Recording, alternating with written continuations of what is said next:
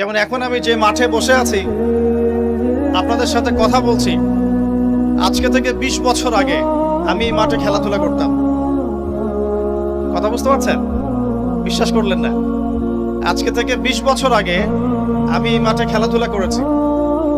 এমনকি একদিন আমার বাবা আমাকে বলেছিলেন, এবং আমি খেলাধুলা খুব পছন্দ করতাম, এবং আপনারা জানেন যে আমি খেলাধুলার সাথে ছিলাম, অনেক দূর পর্যন্ত খেলেছি আলহামদুলিল্লাহ। তো আমার বাবা আমাকে বলছিলেন যে খেলাধুলা করতে যেতে ইচ্ছা করছে। আমি বললাম যে হ্যাঁ। তো আমার মনে আছে ঠিক ওই যে ছেলেগুলো যেখানে দাঁড়িয়ে আছে ওই জায়গাটাতে আমি খেলছিলাম। আমার ব্যাচমেট যারা আছেন এখানে উপস্থিত হয়তো তারা জানবেন বিষয়টা। ক্রিকেট, অবশ্যই ক্রিকেট খেলতে খেলতে শুনলাম যে বাসায় আমার বাবা মারা গেছেন। ইন্না লিল্লাহি ওয়া ইন্না ইলাইহি রাজিউন।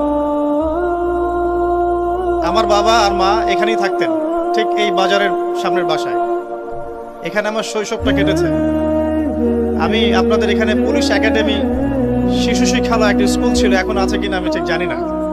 সেই স্কুলে আমি ক্লাস 1 ক্লাস 2 পর্যন্ত পড়েছিলাম, এবং সে সময় রাজশাহী ডিভিশনে একটা বিতর্ক প্রতিযোগিতা হয়েছিল আমার মনে আছে যতটুকু।